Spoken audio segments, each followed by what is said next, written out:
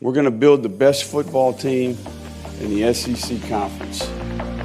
We're going to build the best football program in the SEC Conference. You have now arrived at Stadium in Gale. The kick, it's been blocked again! How about it? It's been blocked again! It's going to heave one deep down the field. It's going to be to the goal line. It's going to be gone! It's a touchdown! And the Gators have won the game! Tyreek Cleveland! How about it? I can't believe what I just saw! Dropping back to throw. Pops and fires the ball over the middle. It's Nori! It's Nori! Got a touchdown! Nori got a touchdown! Oh, man! Nori's got a touchdown! Ahmad Black, in his final game as a Gator, takes it all the way home and sends Urban out the winner. You have now arrived at Stadium in Gale.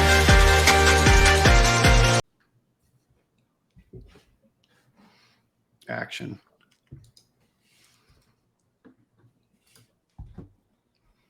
Boys and girls, ladies and gents, welcome to another episode of Stadium Miguel. It's your favorite Uncle Silk. It's Dan. And Delatorre. It's a beautiful day in the neighborhood. Same corner, same time. Daniel, Nicholas, what's up? There's a zest and a zeal in your voice today, Corey. A lot of zeal. A lot of zest, a lot of Little zeal. shoulder shaking going on over there. Little shimmy. Might That do an one. icky shuffle or two. Show We my are age gonna with that one. We're gonna spend. I learned that from Reedell Anthony how to do the shuffle on the old ladder drills. I'm sure he would admit that I wasn't the prettiest, but that's where I first learned it from. I can see your icky shuffle being better than your ladder drill for sure, man. You're dancing. Yeah, I can see that. But obviously we'll get into the news of Mike White leaving Gainesville and heading north to Athens a little bit later in the Insert show. a round of applause right here, Cam. But we've obviously got a lot of excitement on our end. I think, after the Gators did get bounced and I guess what's considered the second round, their first game of the SEC tournament against Texas A&M, we kind of saw the writing on the wall, not just because of that game, but just because of the overall apathy within the program. But Mike White does leave the University of Florida on Sunday to head up to Athens. But we'll get more into that in the show. Nick, how was your weekend, my Big friend? shout to that, man. Same. It's baseball season, so my weekend was the same. Actually, Friday you didn't night, get a chance to celebrate the Mike White exit? No, I wrote the story though. Nice. Friday night we got canceled. All work, no play. Friday night got canceled. I made a smart life choice on Friday. Me and the baseball SID, we spend a lot of time together during baseball season because you're at a baseball game anywhere from like 3 to 5 hours. Friday, the game gets postponed because of rain. He's like, hey, do you want to go to Swamp Head and grab some beers? I'm like, that sounds awesome. Rare Friday night off. And then I thought, hey, you've been with a girl for 3 years. You live with her. You have a rare Friday night off. Maybe you should go home and suggest dinner. So I did the latter. I did that. I think that was a good life choice for me. He went home to his fiance. So I had a nice Spark dinner on Friday and did 2 games Saturday and Did you say one Spark? Sunday. That's a vet Spark. move. He did it and then he talked about it on the show. So it's like, And then Sunday went to the Spiking in the baseball end zone a little field. bit. Halo Potato Donuts is at the baseball field. Grabbed 6 donuts.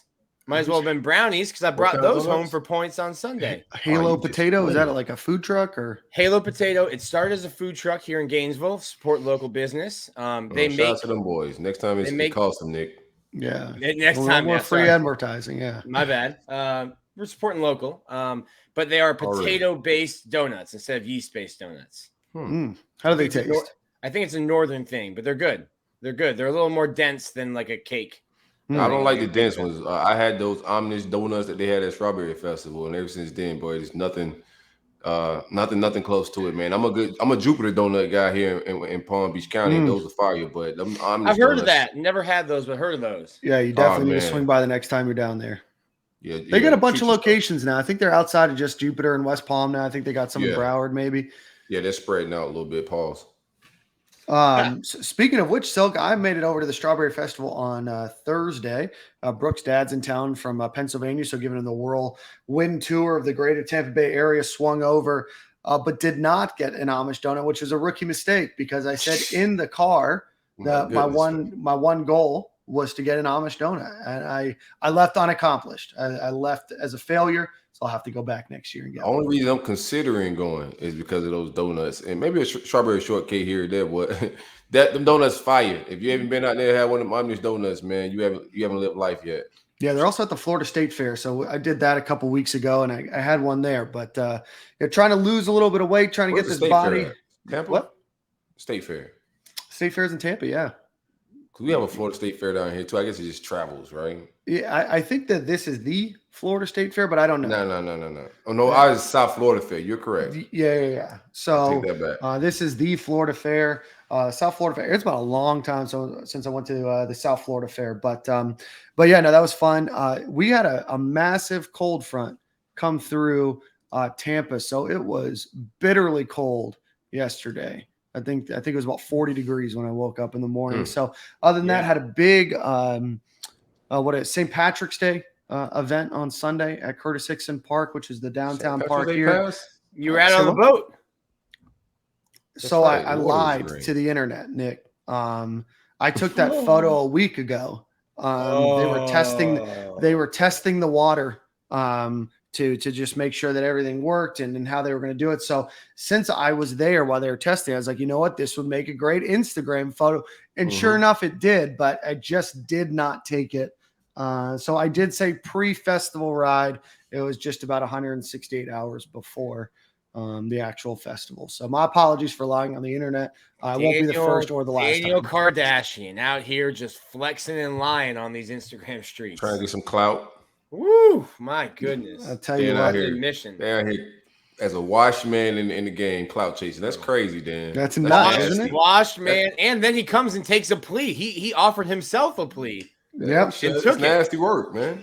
Yeah. I couldn't go to my grave with that lie. Not out there for the universe to know. Barely made it 48 hours before getting it off your chest. I did. I'm about 36. But I need to tell you guys about this band. So there was a band, an Irish band that I guess is here in Tampa. I'd never heard of them, but their name is Patty, like Irish, Patty O'Furniture, which, in my opinion, maybe one of the greatest band names of all time. Okay. How about this? Next week, we all come with a band name. Your band. Okay. I like that idea. Silk, what'd you get into this weekend? That is a cool band name, by the way. I appreciate that. Nick's on the fence. You can see it in his eyes. No, I like band names or group names that make you just gotta figure out like what the hell going on to make them pick that name. You know what I'm saying? Anywho, I went to this weekend. Usually it's all work, but I got to take my son to his first track meet of this season. He hasn't been to a track meet since pre-pandemic. Oh wow! This is his first track meet. We was at Apaka. Enjoy the city. He ran well, had a good time. Wish he would have listened to me a little bit more, but adrenaline got the best of him in the 400. But overall, man, the kid, he did his thing. Had a good time. I like the city of Apaka. I was telling y'all pre-show. Different. I'm from South Florida. I'm from Belgrade originally, so I like that small town, not too big city country type feel. So I like Apaka. I like Seminole County area. A lot of the area. Just traveling around and commuting a little bit. Being nosy. But also, we were just talking too. I got to look at Tampa area. Just Apaka's a nice area. I know Harlem. Good football. You know, I got to take in consideration the football programs wherever I move, bro. As a good father should. Right. He's got a future star in his hands. Nick. I was gonna say Apopka, they play some good baseball there too, even though that's no longer the sport of choice. Yeah, you're gonna keep pushing this agenda, huh, Nick? Listen, I'm just looking out for your well-being. I can't even later keep up years. The track travel sounds crazy to me. To do baseball traveling. Baseball travel is very similar to track travel because baseball season lasts about 11 and a half months. We're not participating in all the travel. We're gonna do maybe like what any track meets north of Orlando. We're not making. Nick's gonna be your son's handler. Barely made a possible. I'm just trying to be the bag man here. I got you, man. If y'all need somebody to steal bases or do some Dion shit, man, I got the guy for you. But we cannot do baseball travels in AAU. That's a different world, man. I can't afford to keep up. I just get into some Stadium Miguel talk, man. Let's do it. Before we do that, let's give a shout out to our friend Alan Horn. Visit him at allenhorninsurance.com. If you are looking for any sort of insurance, whether it be auto, home, life, renters, boat, business, retirement planning, whatever the case might be, visit him, allenhorninsurance.com, or give him a call at 706-692-2888, or visit him on Instagram and Twitter at sfagentalanh, or on Facebook at allenhorn-state farm agent. If you are in Florida, Georgia, Tennessee, or Alabama, please give Alan Horn Insurance a visit at allenhorninsurance.com. Obviously, the big news of the week was Mike White. We're going to save that for a little bit later in the show when we bring on Eric Fawcett to talk basketball. But on the other side of the coin, Gators football does start tomorrow with spring practice. I know there's availability at 5:45, Nick. So what time does practice start? Probably around 3 or so? Practice starts around 4 tomorrow. Okay. Let me pull this email up because it was supposed to start earlier and we got pushed back. We got pushed back today. So practice on Tuesday. Our viewing period starts around 4:15. So practice starts around 4. And again, we're gonna get. We were told we're gonna get 15 minutes of every practice, even in the fall. But as I've said before, when people are like, why aren't you guys reporting on more in the spring or more in the fall? And like 15 minutes includes warming up and then individual periods. So when you start seeing who's got the loosest hamstrings, when you start seeing, these stories about so-and-so's breaking out, unless they're saying, sources that I've talked to, it's not from what we're seeing. So, and I read off like a list of, I can't read it publicly. That'll get me in trouble. But I read off a list of like reporting guidelines to Silk. That was nuts, man. Send it to me. I'll send it. I don't know what they're going to report. They just going out there just to like look at the kids, man. I mean, I'm good. I'll smile at them. Hey, see some familiar faces. Make pet names and whatnot. I think it'll probably take me 4 or 5 practices, but you can't hide like who's getting run. You know what I mean? Like I should be able to tell. Doing this for 10 years, I should be able to tell like what an early depth chart's looking like. So I think that'll be, I obviously can't report on formations and plays and scheme and stuff like that. We'll have to try to figure out ways how we're going to report on the team because it's a whole new coaching staff, whole new set of rules. You can't report on the scheme though. Like that's very important. And like for the the live streams too that we used to be able to have. We're like no more live streaming. You mean the one that was filmed on an Android from like 2004? No. Poor. I feel bad for your girl. Definitely had a home button on the iPhone. I feel bad for your girl because they wanted to like push some socials for Florida, but then you're told, hey, you stand on this X that we put duct tape down on the turf and you don't move. And you're like, all right, well, I got an iPhone with a home button and you're 600 yards away. What am I supposed to film? Right, here's my thing. I'm not mad at the lack of access, especially in installation, because it's fairly early, so I'm not going to bicker about. But eventually, I think this has to open up some. We saw Dan Munna keep a lot of things closed somewhat. I'm not saying completely, but it's okay if it's closed if you're winning. But if things are closed and they're struggling and things of that nature, it's going to just boil up within the fan base. That's how this fan base is. He can have his rule set in place now on how he want to run things, but if this thing starts struggling, we have no access to practice and it's kind of limited what y'all reporting. I've seen it now with 3 different coaches. When teams start to struggle, that's when the bunker mentality happens. That's when negativity starts happening outside. That's when the team just kind of like closes in. Everything gets closed off, and it's you see the crap they're talking about you. That's the reporters. And that has happened with every coach. Crap, and they us against the fan base shit. Like it has happened with every. How's that working out for him? And never wins out. Did this start with like Nick Saban? Because like I remember when I was in school, I mean, practices were not all of them were open, but a lot of them were open under Urban Meyer. Right. like just posting clips and stuff. Yeah. Competition wise, it could be a lot. But these kids themselves, like this is what's gonna be funny because a lot of these kids post to practice stuff. So I want to see like how he policed that because we're gonna get some scheme and some formation stuff from these practice All-Americans that want to get their highlights off. Some coaches and watch the IG stories, man. They're all there. Yeah. Well, Dan Mullen opened up everything his first spring. And I think the first spring is a good way to start it because no one other than like Kirby Smart right now, every other coach that's 0-0 is the most popular coach in the country. You're the most popular coach until you lose the game. So right now, Billy Napier's got the entire fan base behind him. And it's easy to open up stuff. And hey, fans, you can come out to these 7 of our 15 practices. And that's another way just to see he gets it. The last coach had shut everyone out and he's letting us in. But you forget, like Dan Mullen, we sat out there watching 3 hours of some duty practices in the spring, his first camp, and there's nothing going on. So it's interesting. I am interested because this is what Saban does. And right now in the spring, we'll see 15 minutes of practice, but then we'll talk to all the coaches. Here's the thing that's going to change. There's going to be Billy Napier will be the only one other than players talking to the media during the fall. And that's because it's a Nick Saban thing. And there's going to be one voice, one message coming out, and that's going to be from the head coach. And that's something he took from Saban. So it's funny that you mentioned Saban because like these practice reporting guidelines are exactly the same that they get in Tuscaloosa. It's amazing to me that NFL teams can win consistently with having open practices to fans like every day. Open practice, having to do injury reports, who practiced on Tuesday. It's incredible to me that they're even able to field a team week after week with the amount of clarity that they provide.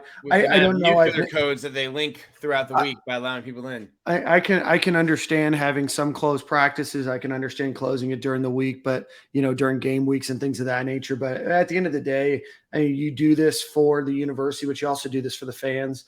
I think that it's a gesture of goodwill to open it and to allow it to be open. Of course, not the entire spring, but like or fall camp, but some of it, I just think it's just good for like competition and everything else. I'm just glad of the fan base, things. Yeah, I'm just glad that that you guys are kind of agreeing with this because I almost never say it publicly because I feel like spoiled reporter who gets more access than like a general fan complaining about not getting access.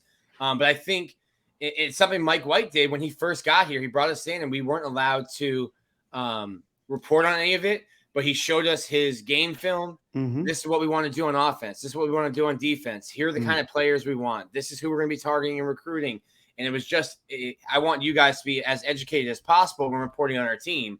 So you're not saying nonsense. People are reading it and then building a narrative that isn't true. I think that's very true considering, and this is no offense, this isn't directed at you or anybody in particular, but considering that even if you've covered the sport for a long time, there's still a lot of nuances to try to understand, right? Like when you talk about people missing, where they're supposed to be or missing their assignment or, not being in the right place at the right time, maybe that's a schematic thing that, as you report on it, you then can share that with other folks. It just seems to me like we've taken away the educational component and piece of it, and we've turned it into this like very insular, viewing, right? Or isolated view of what you see. You don't build a lot of goodwill with fans. Yes, Billy Napier has, a lot of goodwill with fans right now because he has a staff, that probably doubled the size of Gainesville when they all moved there. But, at the end of the day, you still have isolated a group from the fans and from maybe truly understanding what they're watching.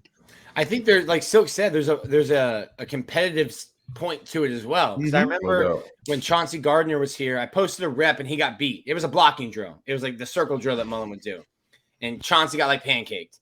And I posted it. And I wasn't talking trash about him. It was like so-and-so versus Gardiner. And I can't remember who the player was. And then the next day we're out at practice and Gardiner flattened somebody. And he comes up. He's like, Nick, make sure you put that on Twitter. And I'm like, bro, I got you. I got the video.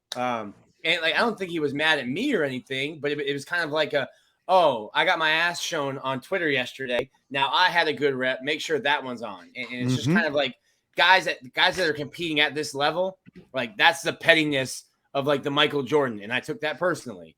And maybe that's not a huge deal. Just an instance that happened to me personally where I'm like, oh, okay, these guys are watching what's happening.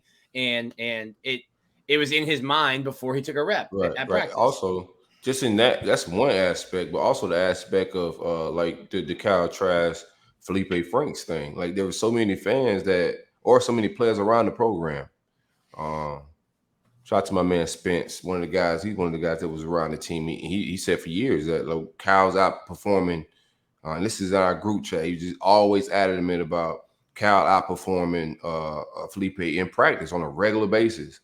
You imagine if we could see those scrimmages, you know, if we could see those practicing those reps, the fans gonna be like, "Yo, what the hell going on?" Like, clearly this kid's better, but you kind of could live off of seniority and play the seniority game if you got things kind of covered in here. Because, the fans are dumb because we ain't got no information. All we can see is the games and be like, "Oh, maybe somebody's behind him better," but we don't get to see the practices. So I think some of the practice and some of the scrimmages just need to be open from that, like competition and fan morale. Shout out to Spence. If I could go back in the DMs on Twitter, me and Spence were on the conductors of the trash train For sure. early on. That was wild. Shout out to Apple Verde too. Like Apple Verde came to my crib one time. This was like early in. It was right after the McElwain switch, and I remember us sitting in here and him like hyping trash, and I was like, "Yeah, I ain't buying it, bro." But everybody that got any access clearly seen that. Nah, this kid probably is better. He's more proficient in practice, more accurate, move the chains better. And then we got to see it later, unfortunately. Fortunately and unfortunately a little bit. Yeah, so we've got spring practice that starts tomorrow. They did announce the Gators Pro Day will be on March 28th. It's going to stream on ESPN Plus. Nick, I presume that'll be open to all media as well, to fans. What are the details? Definitely not to fans because they'll do that in the IPF unless they announce. Did they announce that it would be in the stadium? It's typically in the IPF. You're going to get some faster 40 times on turf than grass. Yeah, it doesn't look like they announced where it would be. There's just not enough room for media, fans, and all the NFL scouts in the IPF. You would have to have the garage doors open and have fans standing outside on the grass, but then you're going to have the kickers and punters going out there. It's just it would be a mess to allow fans in there. I'm honestly thinking I'm gonna see more watching on ESPN Plus, but then you're gonna want to be there to get interviews after. So we might send Albert Verde to be there live and have me watching ESPN Plus or split it up so for our coverage. But I think you'll probably see more. And then it's not a really good situation for us because we get shoved off to the side watching. And you've got, Chris Doering or whoever is doing it actually walking around and hearing times. So it might be even better to watch on ESPN Plus than to be there live.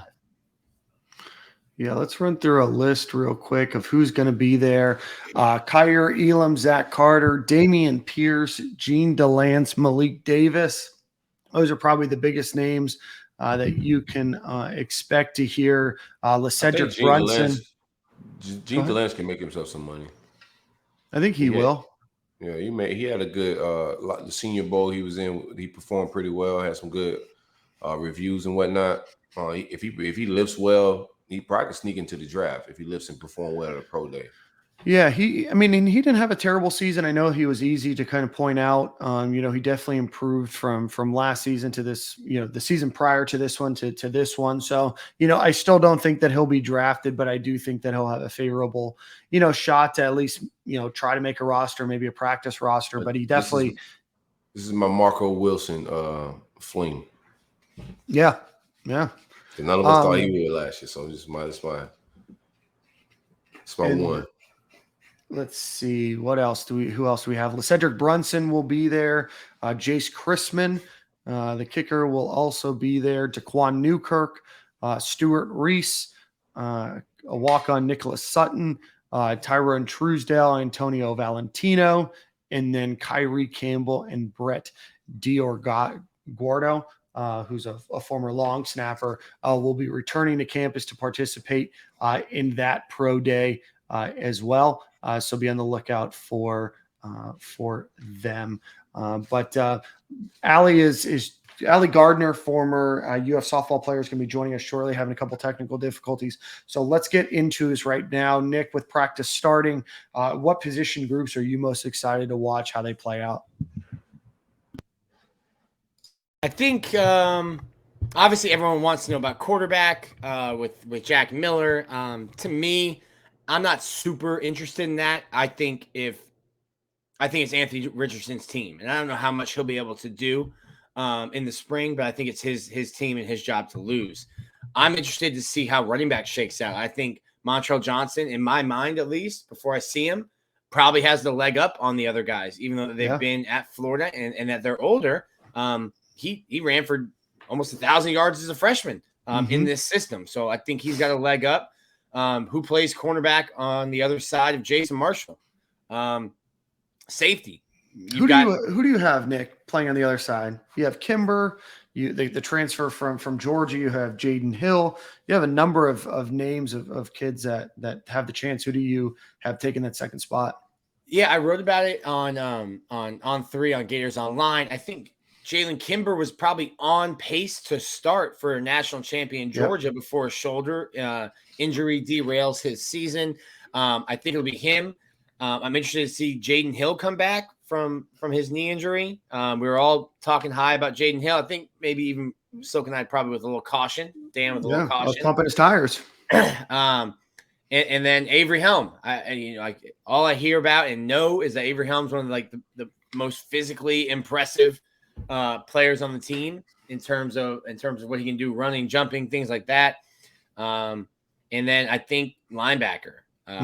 From what I'm hearing right now, 1-2 in the middle is Ventrell Miller naturally, but then DeJuan Black. And I had questions about DeJuan Black. Third coaching staff in 3 years, third different position in 3 years. Didn't know the playbook that well last year. And now you've got a whole new playbook to learn, and you're playing Mike. So I was encouraged to hear that from a staffer about DeJuan. So how do you shake out in the middle there? So I think those are some. There's going to be a ton of questions, though, because it's a whole new scheme and system. I think I might be more interested to see Patrick Toney's defense and what it looks like more than any individual player, to be honest. Speaking of Patrick Toney, we forgot to give him a shout out early on in the show. Happy 32nd birthday. So if you want to feel old, defensive coordinator at the University of Florida, 32 years old. So happy birthday to Patrick Toney. Getting it. Silk, I know Nick mentioned quarterback a little bit, didn't, kind of glossed over it. Mentioned linebacker, mentioned cornerback. What position groups are you most interested in following? Oh, definitely cornerback. All the names that Nick said, but I'm gonna throw the freshman that got on campus early enrollee, man. I like him to have a stab at starting as well. We'll see how it goes because I know what it could be for freshmen, but getting on spring, he's on campus now. Devin Moore, correct? We got him late in the cycle, flipped over from Notre Dame. Had an incredible week at the All-Star games. Really performed very well in the All-Star game, as well as in practices.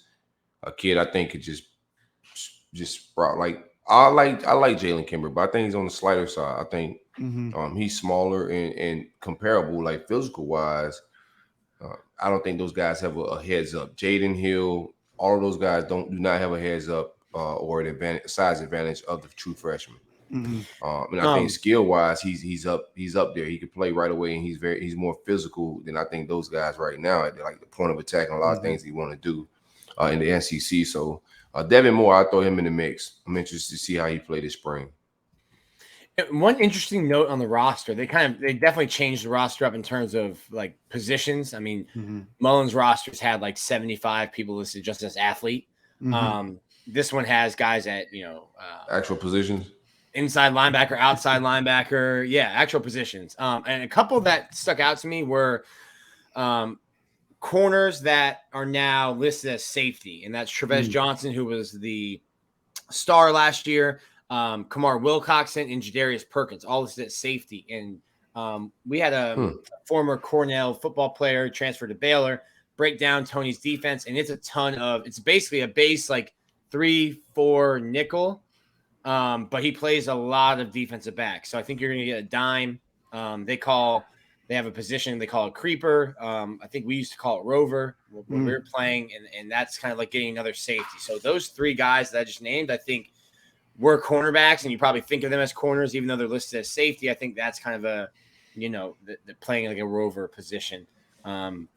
But yeah, I'm interested to see where these guys are fitting in Patrick Toney's defense. And another thing I was told is that, yes, the coaches have watched film to get an idea of what the guys are, but everyone started with a clean slate. So right now you're starting, and what you're playing as when spring starts is the effort that you've put in during phase 1 and phase 2. So like seniority is not a thing. Now it might be that they think Trey Dean's the best safety and he starts, but it's not going to be because Trey Dean's a 5th year senior.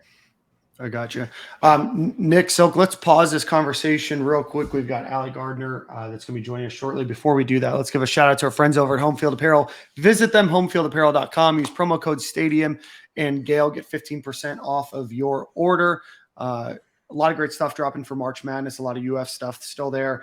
Maybe you have a friend, family member, coworker, whoever the case may be, that is looking for a college or university t-shirt that is the most comfortable and retro gear that is out there. So visit homefieldapparel.com. Promo code Stadium and Gale gets you 15% off of your order. And without further ado, geez Louise, we have Ali Gardiner joining us for the first time. Ali, it is a pleasure to have you on and to see you again after, 12 years or so.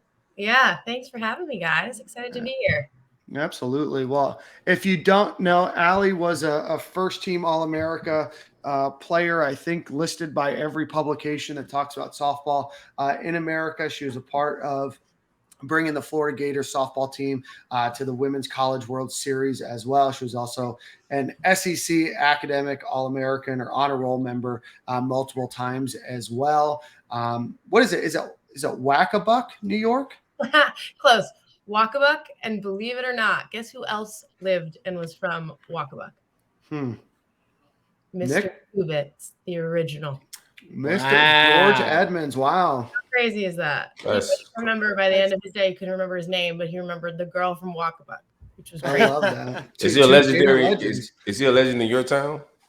No, my town only cared about lacrosse. So Okay. Anything else besides that? But yeah, crazy fun fact. I love it. Well, Ali, I want to talk. You grew up in New York, come down to Gainesville. Talk to us a little bit about your journey and how you ultimately ended up at the University of Florida. Yeah. I guess my dad played baseball at UF. So he was a Gator in the 70s, and then he got drafted, barely made it to the bigs, and then he said he quit to get a real job, but about my career more than his in the family. Both lefties, so I kind of followed in my dad's footsteps in that sense. But I definitely peaked in college, at a high school, because so did Nick. I think I peaked in high school. But that's fine. I feel like for females, usually we mature a little quicker than you guys. Yeah, we'll just say my best days are behind me, Ali. Me too, 100%. No way. Yeah, and at a high school, I actually went to UNC Wilmington my freshman year, where I decided to pitch and hit and kind of do it all. And then I decided I'd rather win. So I stopped pitching. There was a coaching change at UF the year before. So Tim Walton's first year was my freshman year at Wilmington. So after 1 year under his belt, when he kind of cut the roster in half, it was kind of perfect timing for me to jump over to where my dad had always wanted me to go. And there were two schools I wasn't allowed to go to when I was getting recruited, and that was FSU and Georgia.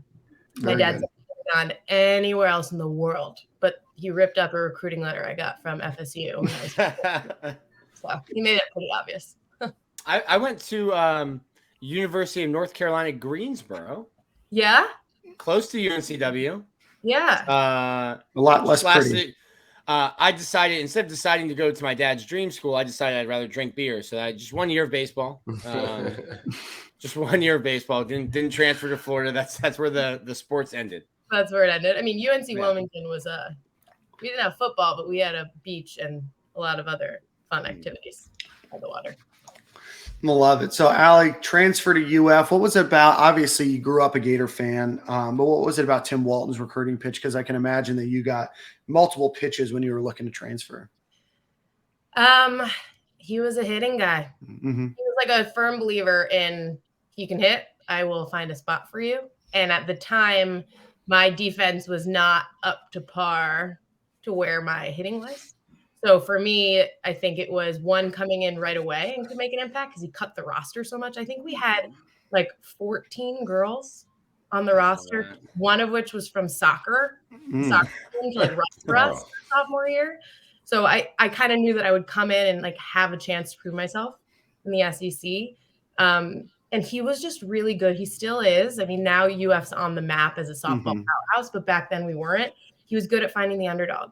So all of us were peaked in college, I would say. Like, we were all kind of like under recruited in high school. Maybe we're like second string on some of the top teams, travel ball teams. Like Francesca Anea was probably the biggest recruit he got within my year. But Stacey Nelson was like a third string pitcher on a California travel team. Oh, wow. Like he was really good at kind of finding those hidden gems, if you will, a little rough around the edges, but then like you put us all on the field together and it worked somewhat. Came a little short. That's interesting. That's interesting though that you say that about Tim because he was a pitcher in college and pitched in the College World Series. So you'd think he'd be more of a pitching and defense and hey, we'll slap the ball around a little bit, but we have to, the fundamentals. We're going to be a great pitching team and we're going to field the ball cleanly. But total opposite. Definitely still into defense. Toughest coach I know. He used to hit short hops at me with a bat from the shortstop position. How highly touted were you coming out of high school? Not much. I mean, every Northeast school wanted to sign me when I was like 10. Right. So do you think his recruiting was more him trying to find gems because of that? Because he wasn't going after the big time athletes, so you have to like evaluate more and try to get more power hitters, or what do you think his strategy was with that? It was probably a mix of him trying to get people who. I mean, I had a really high average my freshman year, but to be fair, the CAA wasn't the SEC. But I think he kind of looked at just my numbers across the board were consistent.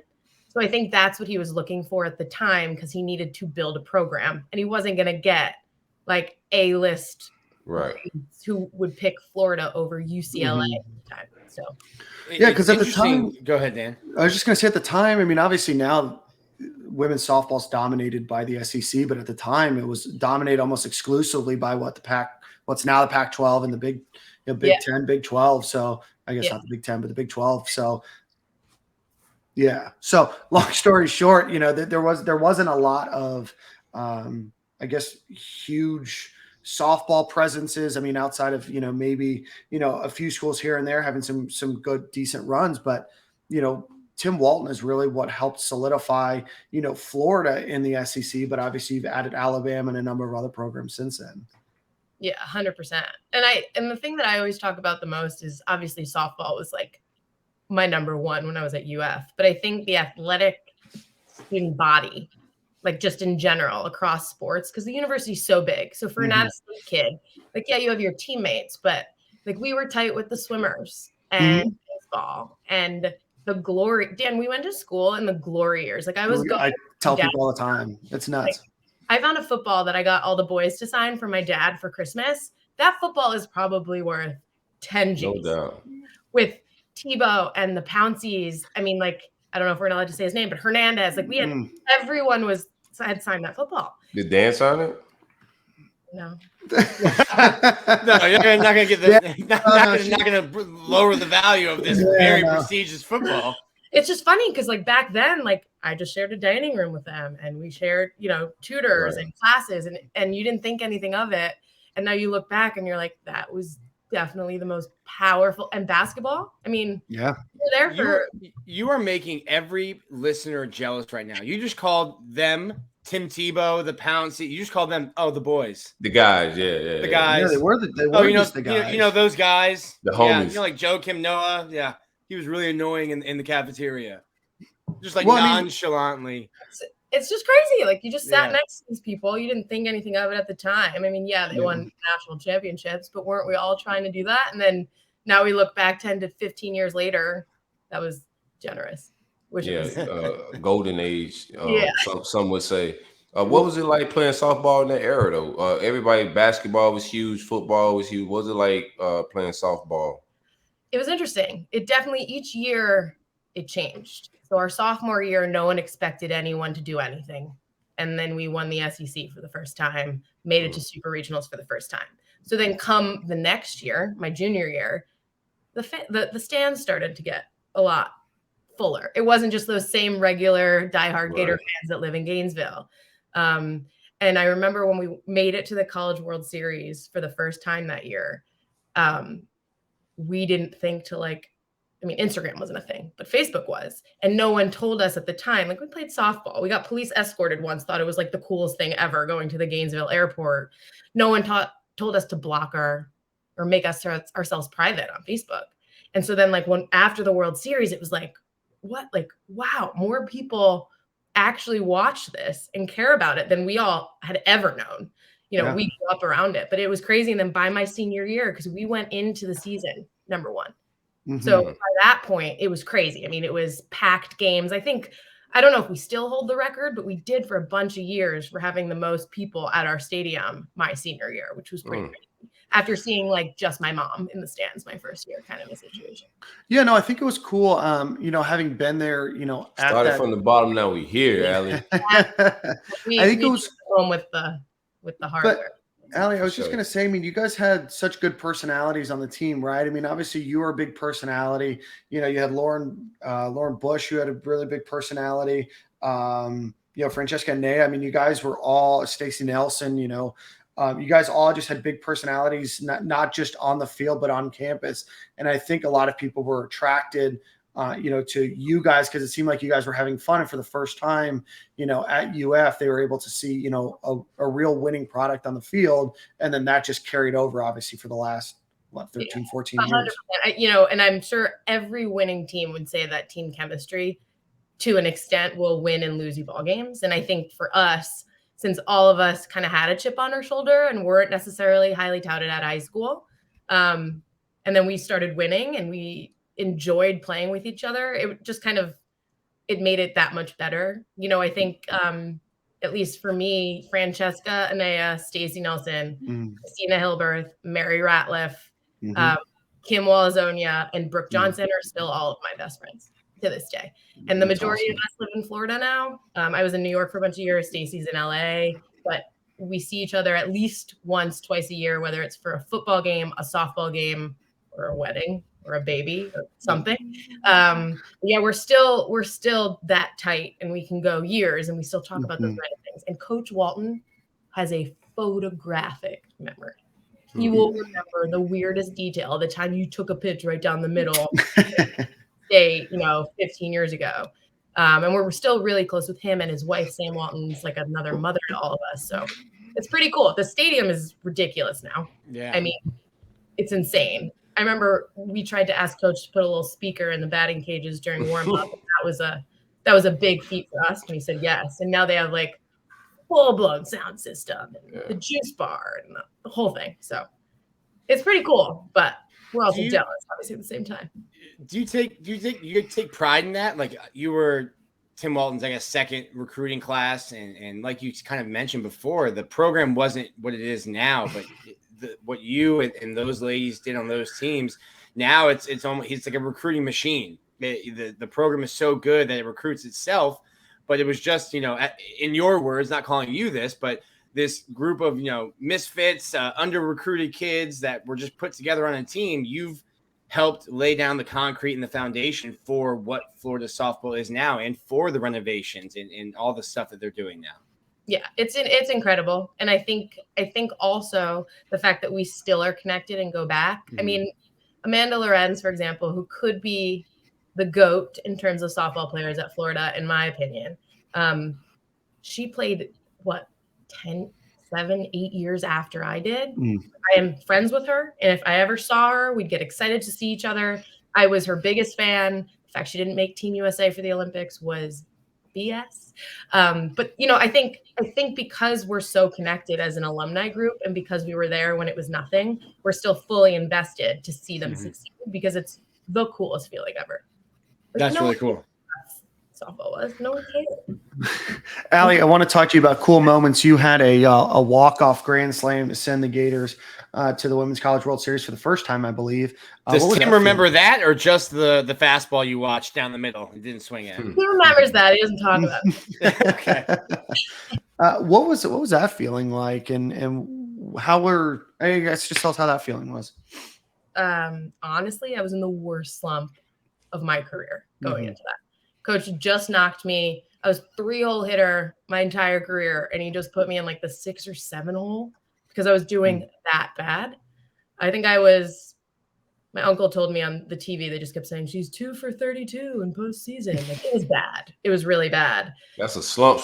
Yeah, that's like real bad. And it was my last season. Like, this is it, And I remember I had lined out to the left fielder twice in that same game. And so I fouled one back, and I remember like dropping a big old curse word. Which was it? Give me the first letter. The bad one. F. 100%. Yeah. There you go. I like it. And then the next pitch I took, and then the next one, it was a rise ball up. Girl didn't throw that hard. Never did. So if you got on top of it, the spin was that's how rise balls work, because that spin is already working for you. If you can get the top half of the ball, it kind of like does the work and it'll go. And I just kind of kept going because I initially thought I popped up again. So if you watch my reaction on any replay, I think I say the F word again because I think I popped up again. And then it just kind of kept going. It was like Angels in the Outfield where it was like, and then she flipped over the fence, but it was still cleared the fence by 10 to 15 feet. But it was one of those moments like, oh my God. And then, you get to the dog pile and it's this crazy feeling. And then you realize that you still have to play for the actual championship the next day. So I think that was part of it. Like, we'd never been to the national championship. So then we get there and we're still on this high from the day before, but it took us too long to kind of like refocus. Like, I almost wish we had like a day in between the two. But it was crazy. And unfortunately, as much as I remember that, I also remember the very last at bat of my career like it was yesterday. So there's some things that stick with you forever. Hopefully the good lasts longer than the not so good. I just watched the video, and it's funny. First off, how far videos come in like 12 years. But second, you definitely like drop your bat as if like you're frustrated that and then they cut away and you see some girl just tumbling over the back fence there. So yeah, Dan's first thing, man, HD has really come a long way. Bro, it's wild. It's nuts. It's like you're watching a video from like the 1980s, Yeah. Oh my God. And the funny thing that we joke about in my family is, so my dad never sat down. He was one of those, him and Stacey Nelson and I like that guy. Couldn't sit. They were like Pacers. The only voice. Yeah, I like that. 25,000 people that I'd hear would be my dad, right? It was the only voice. He finally sat his butt down before that at bat because he had basically probably given up. To be honest, he was tired, and he sat down and I had a walk-off grand slam. So like, I haven't sat down at a sporting event yet, Ali, and my kids stuff. I haven't sat down at a sporting event yet. Maybe if you do, they'll hit a walk-off grand slam. I'm gonna try to sit down next time. Ali's dad sat down the very next game. I'll tell you that. He was down in that chair. Yeah. I love the superstitions with baseball and softball. Eric Fabian, Judd and Derek Fabian's dad, he missed one game this year, and his younger son hit a home run. I saw him at the next game. He's like, I thought about not coming today because Derek hit that home run yesterday because I just couldn't miss it. But he was like, I actually thought about not driving up for the game. I'm like, I don't think if you skip the next 50 games, he'll hit 50 home runs. But you can't help but feel it. You can't argue with the logic. You'll never know if you don't try. That's true. Right. That's right. Ali, so you had a great career, obviously multiple All-Americans across the board. What have you been up to since then? You played professionally for a little bit, right? A little bit. What are you up to now? I know you're in Tampa, but real quick, what's professional softball like? It's tough, actually. It's come a long way. When I graduated, there was 2 ways you could go. There was what was called the PFX Tour, which they kind of worked like a PGA tour. So we would go where different amateur softball tournaments were happening, and then we would almost like play each other in the middle of the tournament. Like I played with Lisa Fernandez, which is a crazy name, Jessica Mendoza, who we all know now. Right. So that was one way. And it was just, you basically got paid a stipend based on your accolades in college. So if you were a D1 softball player, if you were an All-American, a USA team member, and a gold medalist, that's how you got paid for the weekend. It's pretty crazy. And then the other way was the league, which is still here today, but they only have 4 to 5 teams, and you play in the summer. And so you can't really have a full-time job. You have to be a coach, really coaching lessons to be able to play in the league. So what was nice about the PFX tour is I could actually kind of get a career off the ground and still play for a few years before I started getting really bad because I wasn't training as much. But me, Stacey Nelson, a few of the other girls also did it. So it was an excuse for us to get together and still play, while also giving back to the younger girls. But now there are more pro teams, pro leagues out there. It's getting a little better, but it's still tough. They don't really make professional athlete salaries. They have to subsidize it with coaching or lessons or what have you.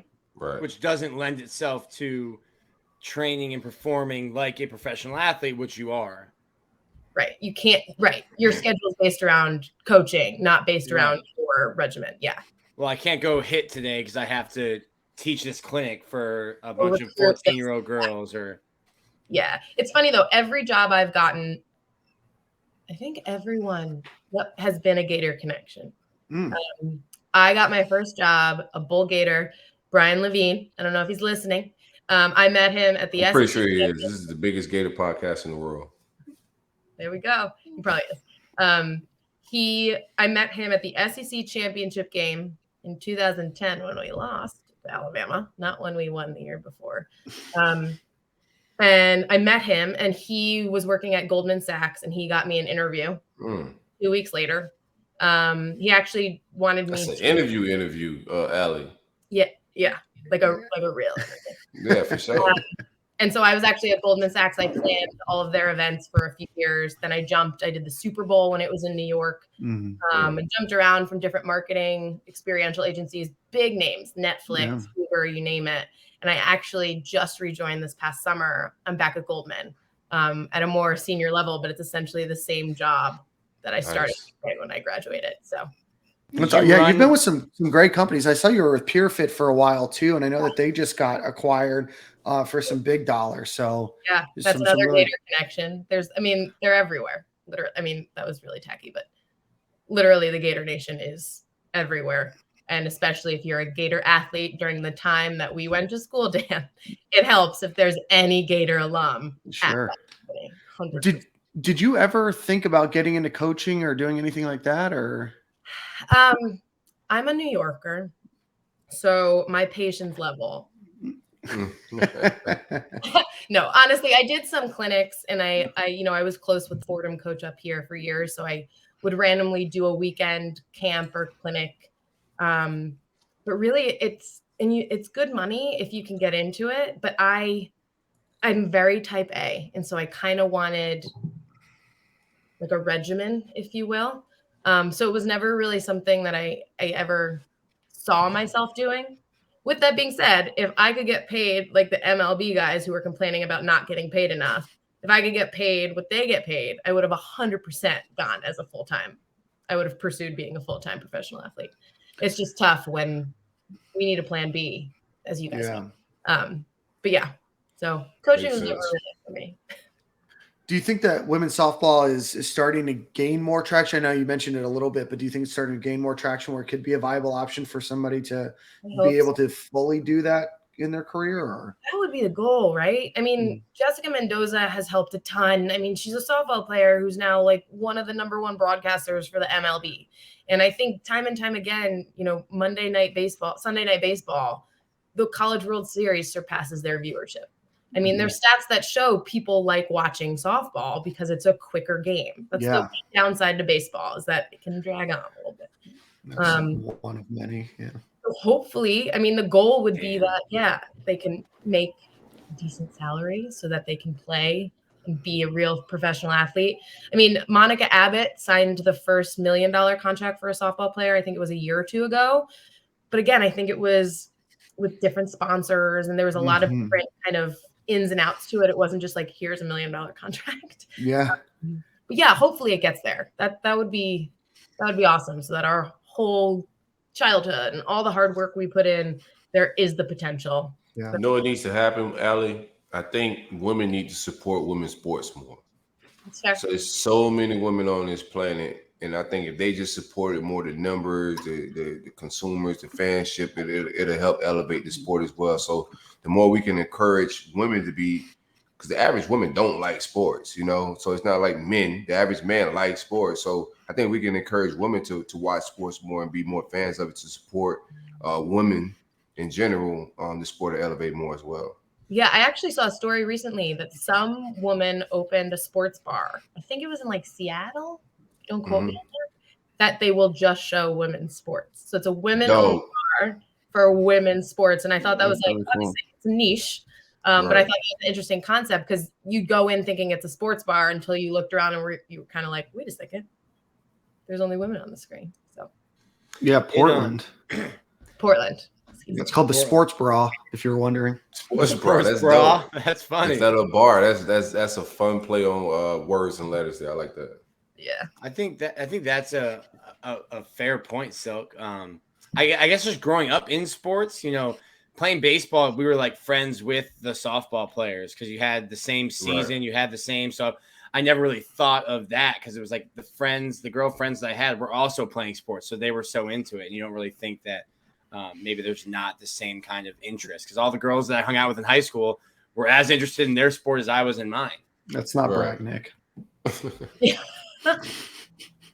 No, it's true. And also moving, back from Gainesville to New York City, where I was for 11 to 12 years, very different vibe, just sports in general. When it goes, there was the Gator Bar, thank God, where there was a lot of people that I knew that were into sports and could actually talk sports. Versus the New York fan that kind of bought the jersey just to fit in and be there and whatever. So it does depend on where you are, I think, too. But I do agree that I think a lot of girls want to like sports for reasons, but they didn't necessarily grow up in it, so they don't have the knowledge of what's happening across all sports. Was it a culture shock? Because it seems like there's definitely a more passionate fan base in the South for softball. Not just more than New York, but probably anywhere in the country, maybe in California as well. But there's, like you said, now it's hard to get a seat at the stadium for a game. It's really cool. So in the College World Series, my senior year, my best guy friend from high school came with my family. And we went to dinner after my Grand Slam, like some random diner in Oklahoma City. And I remember walking in and like all the tables of the 13-year-old girls got up and rushed and wanted my autograph and wanted pictures. And my friend Noah was just like totally taken aback because he traveled around and watched all my high school guy friends who played D3 lacrosse, but were high school All-American. That whole thing. Followed them around too during their collegiate career to watch them play. But he was like, there was this moment of like, wow, this is a lot bigger than any of us really realized until you like see it. So it's very crazy. I mean, even when I moved back to New York and I went to the Gator Bar, I was on the list for a table with my friends. And the owner was like, Ali, we play softball in here. Like, you're not on the list. Like, I have a table for you. And I was blown away that in New York City, someone knew about softball. Like, that was pretty crazy. That's really cool. Well, Ali. Somebody, man. That's dope. Ali, it was a pleasure to have you on. Wait, before we let Dan off easy, what was young Daniel like in college? Dan, I was actually trying to figure what was it, that awful last class we had? Yeah, it was that awful last class we had. Yeah. We had to put together the full campaign. Yeah, the full campaign. Did he not participate in the group project? What did he do? So the whole project, the whole semester was a group project. It was like a final. It was nuts. Pitch campaign thing.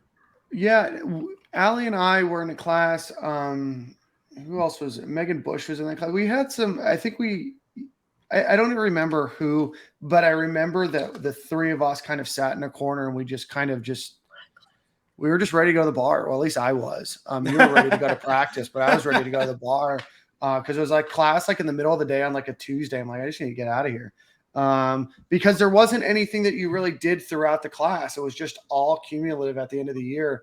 What class is that? That's going to drive me insane. Yeah, I don't know. Yeah, and to be fair, don't get it twisted. Athletes are no saints. Yes, we had practice. Oh, no, I know. But you had to at least go to practice before going to the bar. I could just go straight there. Grog House is no longer, softball players are no longer allowed at Grog because my generation, apparently.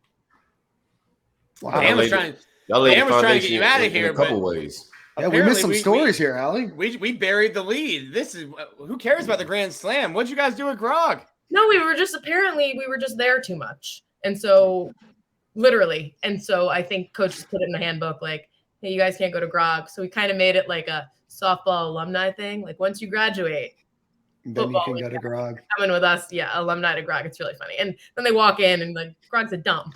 Like I love it. Why are we here? Whenever I take somebody to Gainesville for the first time, I'm like, Grog, Balls, like these were the places to be. Yeah. And they're the only ones still really standing, right? Like in Midtown, everything else. No, legends survive, you know. Salty's still up, still smoky as ever. I'm gonna just vibe downtown. There were I went to a lot of birthday parties downtown. Downtown in that era, downtown was like an event. You would go to like 101 downtown. Yeah, there weren't as many places to like go and drink. Now there's a bunch of bars downtown, sure. and there's a lot more students encroaching on us 30-year-olds territory that still live in Gainesville. Wait, but there was a club downtown, and now I can't think of the name. They took my fake ID from me. Was it Rehab? Let's see, what else was there? There was the Country Bar. 8 seconds. Yeah, no, not that one. There was the one that was on the rooftop, like Sky Lounge or something. It changed names like every 4 weeks. 8 seconds has had like 13 names since I've been here since 2013. Oh, it's not 8 seconds anymore. It's called Knockin' Boots now. Oh, of course. There was a lot of names. Still, that's a weird spot too because it's like line dancing downstairs and you go upstairs and it's like trap music. Yeah. Wild place to be. So gotta take you there. I remember like Earl Everett and like I just remember all of those guys from the football era were always having their birthday parties at this one club. Dustin Joe. I'm just throwing out really random names. And who was the little point guard? Irving Walker. Not Irving. No, I remember Irving. The one who transferred to Texas. Oh, Jay Lucas? Yeah, Jay Lucas. He had a banger at the club down there, too. I remember that. It's just like very random people. They loved having their birthday parties at this club. Maybe it was Rehab. I don't remember. There's only like 4 of them at the time. Now there's like 20 of them. But really? No, downtown Gainesville is like the place to be now. Like White Buffalo, you stand on some tables there. Yeah. It's the vibes, Ali. You got to go to White Buffalo. You got to update your Gainesville. I'd walk in, they'd be like, old lady. No. I go there. They don't call me old man. You're good. Fair enough. Well, thank you guys. This was really fun going down memory lane. So it was such a pleasure to have you on. Do you do much on social media that you want people to follow you on? Or sure. I did post that I was going to be on this today, knowing that probably the majority of my followers are Gators softball. I love it. I did tell them. And I asked, this is really random. My mom, I told her I was coming on this, and she found my Easton batting gloves from back in the day in the closet. Snap. Wow. So I figured. That's really cool. They pay you for that? Yeah. No. Oh, man. You could have got an NIL deal. I was an Easton athlete, and I had to make like 4 appearances before they started paying me for appearances. So I only made 4 appearances. Yeah. Man, different era. Different era, man. Highway different robbery. Different era. Right. Awesome. I really appreciate having you on. And Florida softball is actually on the field right now playing Mississippi State. Yeah, I think it's the series, right? Isn't it locked at 1-1? I think so. I think. I think so. Florida came back and won Friday. I didn't see Saturday. It was a Saturday, Sunday, Monday. That's different too. We played doubleheader Saturday, single Sunday. So that's changed too. Well, we'll get the answer to that probably after you leave about how they're doing. 22-2 overall right now. Let's see. Yeah, they lost their last game, but lost their last game 1-0. So on Sunday, but they'll be back right now and hopefully for another victory. Well, Ali, it's such a pleasure to get you on. Looking forward to hearing your continued success and everything that you do. And thanks for your time this evening. Thanks, guys. Go Gators. Go Gators. We'll talk to you soon. Bye. Ali Gardiner. And with that, we got to bring on our man, Eric Fawcett, with the Fawcett Search Firm. But before we do that, we got to give a shout out to our friends over at Game Time Sidekicks. Visit them, GameTimeSidekicks.com. Use promo code STADIUM. Get 10% off of your order. If you are looking for the best vacuum sealed cup that represents your college, university, maybe pro sports team, maybe a particular player, golfer, racer, whatever the case may be, visit GameTimeSidekicks.com. Use promo code STADIUM and get 10% off of your order. Well, Eric, my friend. Eric, what it do, baby? We come to you in exciting times. What it do, baby? This is wild. Hold on. Let me take myself out of this. And what's going on, baby? Dan and Silk are conga lining up to the Mike White UF funeral. And I'm just I had to block out my video for obvious reasons. Oh, this man has a family. No. The family wasn't coming to the game, Nick. No worries about that. They were not. Because of people like you, Corey. I don't go to the games, so it wasn't because of people like me don't go to the games. Eric, what's up, man? How you doing, Mr. Fawcett? Hey, this is it's good to be back on, guys. Kind of expected this podcast to come eventually. I wasn't expecting it to be the day after Selection Sunday. Wasn't expecting the news to be come down 5 minutes before the selection show. Man, wasn't expecting Georgia. That's for sure. Man, wasn't Georgia to do a 15-minute hire like it was checkers. No, and I mean, I wasn't expecting the Gators to get $1.25 million for a team to take their coach. So thank you, Georgia. And, Nick, I've got to say, I mean, in my, 4 or 5 years covering Florida basketball, I've not gotten to cover any coaching searches. I know you're a coaching search legend. So if you have any advice you can pass along, I mean, you're we know you can handle this. So, this is my first time. We'll see how it goes. Apparently it's just a 7. No, Rick Pitino. Write the story, Eric.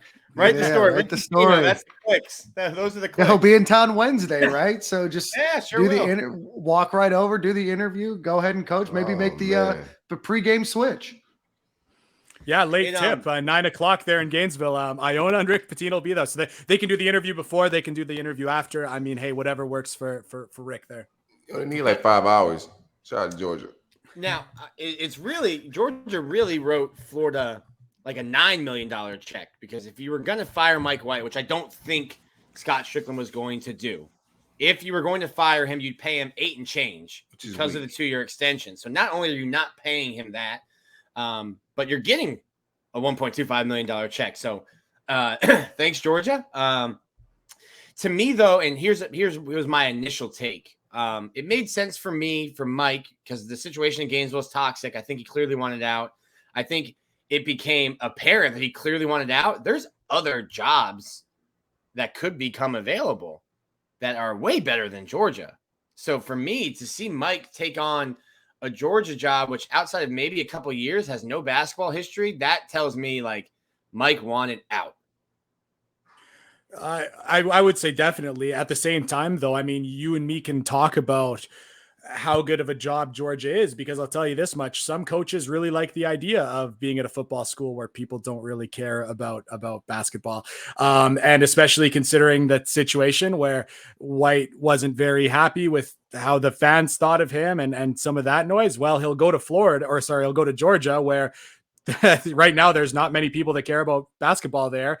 And, if he's an 8 or a 9 or a 10 or an 11 seed and, 2 or 3 straight NCAA tournaments, they might build a statue of him there. So, we can say Georgia's not a very good job, but they've got tons of money. I think he'll be happy to go where there's not a whole lot of expectations. I think, we can rank jobs in the SEC, we can rank jobs at the high major level. I think specifically to what he was looking for, I think Georgia offers him a lot of what he wants, and that's why he was so quick to take that job.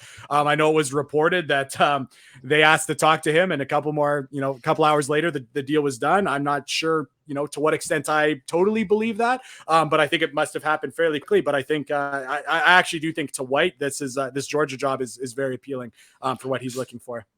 So a lot of talent for recruiting in that Atlanta area, the suburban Atlanta area as well. And he's a recruiter. On that point, I'll let you go, Dan. I was in a baseball press box in a room with Scott Strickland at noon. The game started at noon on Saturday. So not a big the report that came out, just a couple guys watching baseball, Dan, that's all it is. So the report that came out that Georgia reached out at noon, if that happened, I was in the room with Scott Strickland. So I don't know if it happened precisely at noon, but that would be a pretty tight timeline. Yeah, Eric, that's Nick just flexing for you. Let you know he's with the power brokers here.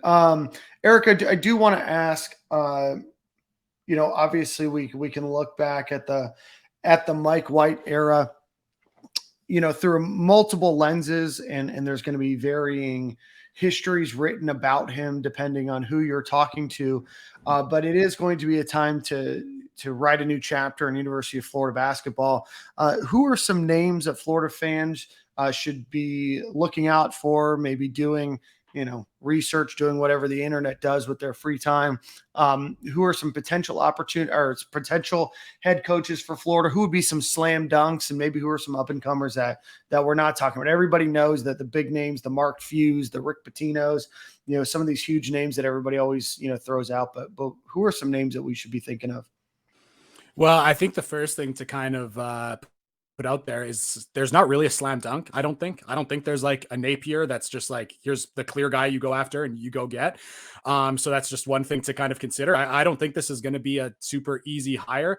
At the same time, like, let's look back to if Florida made this transition last summer, or last spring, I should say, they would have had their chance at the Porter Moser, who I think would have been a slam dunk, would have had a chance at getting Andy Enfield from USC, who just signed an extension. Like, they would have had a lot more opportunities if the job was open at this time last year, but it's not. And now I think you add in the fact that there's a whole bunch of money tied up in the football side and the staff that they're adding there, and the facility there. I don't think that they're looking to go overpay to go get someone who's established from another job. I think they're going up and comers. So if there was one kind of mid-major guy that will have his pick of any job that's open at the high major level, particularly in the South, it's Matt McMahon from Murray State.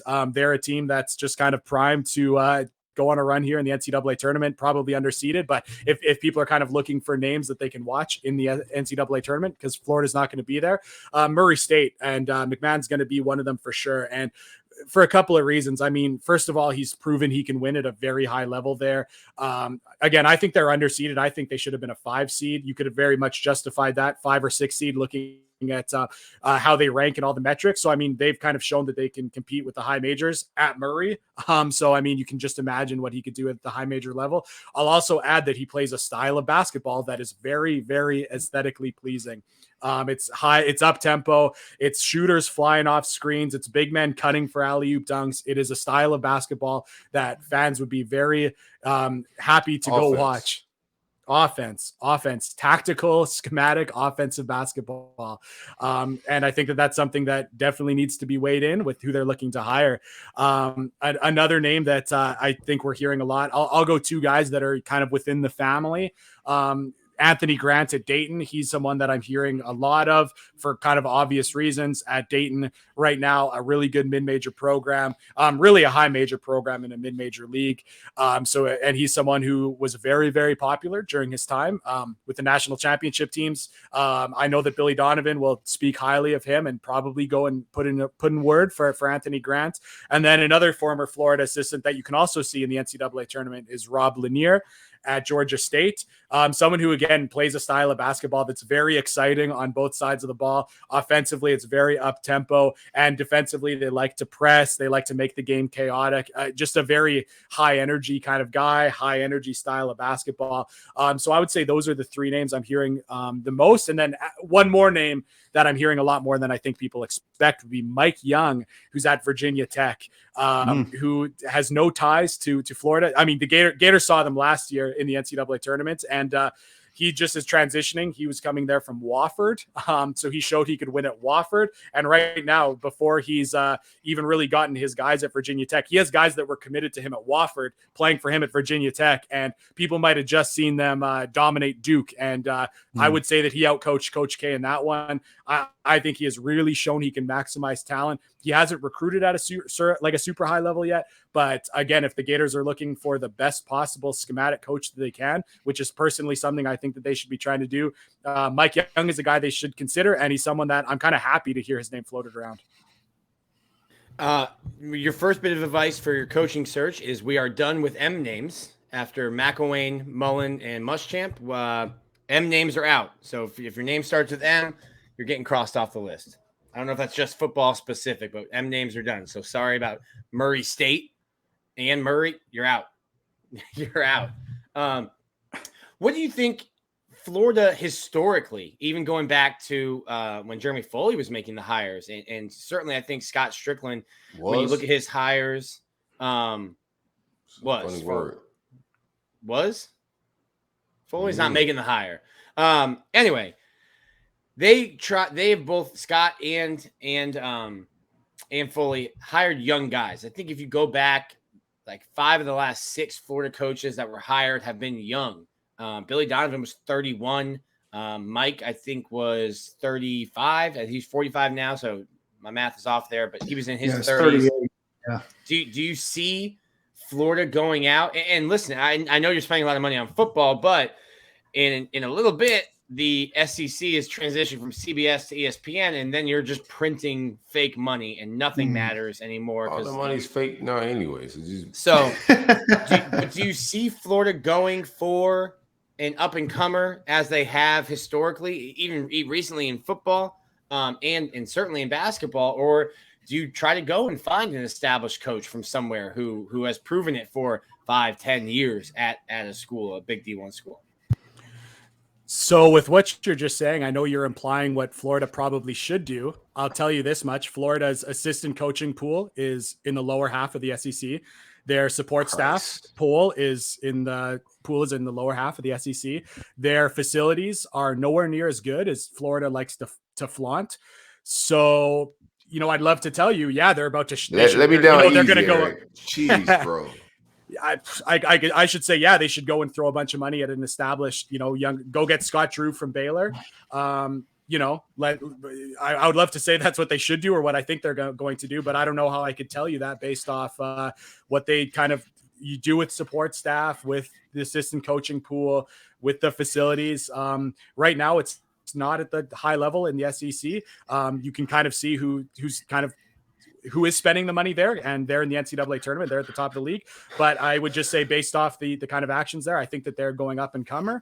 And now you're just going to hope they make a hire that's maybe a little better than the one with Mike White, who gave some good years, average years, and kind of lost the fan base after a couple. They're obviously going to want to make a little bit better one, but that's why I'm looking at the Murray States of the world, Bob Ritchie at Furman, some of these names, whether it's Anthony Grant or Rob Lanier, mid-major guys. That's kind of just what I'm expecting. But if Scott Drew at Baylor really was interested, there was a report that he might want to, that he had some interest in Georgia, which I don't believe, like I believe about 0.5%, but if that 0.5% is true, then if you're Florida, you better go. It's got to be at least double for Florida, right? It's got to be at least one.